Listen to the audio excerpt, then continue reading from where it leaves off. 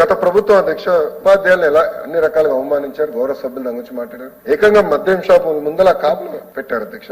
అంతేకాకుండా గౌరవ ఉపాధ్యాయులు ఎప్పుడైనా బయటకు వచ్చి మాట్లాడాలనుకుంటే వాళ్ళని గత ప్రభుత్వం హౌస్ అరెస్ట్ చేసింది, బంధించింది, కేసులు కూడా పెట్టింది. గౌరవ హోంమంత్రి గారు ఇక్కడ ఉన్నారు అధ్యక్ష.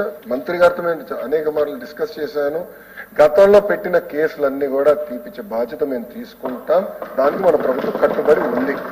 హోంమంత్రి గారు కూడా ఈ విషయం చాలా సీరియస్ గా తీసుకుంటున్నారు అధ్యక్ష. 2022లో గౌరవ సభ్యులు కూడా తెలుసు 1570 మంది టీచర్లు రూల్స్ కి విరుద్ధంగా ట్రాన్స్ఫర్ చేశారు. ఇది నేను సూటిగా బొత్స గారిని ఈరోజు అడదాం అనుకున్నా. ఆయన 3 సార్లు మంత్రిగా చేశారు, సీనియర్ మంత్రి. ఎలా చేశారన్నా సూటిగా ప్రశ్నిద్దాం అనుకున్నా. ఆయన ఈరోజు జంప్ హౌస్ లో లేడైనా. అంతేకాకుండా అధ్యక్ష 45 యాప్లు పెట్టారు, ప్రతి దానికి యాప్లు పెట్టారు, ఉపాధ్యాయులు ఇబ్బంది పడ్డారు.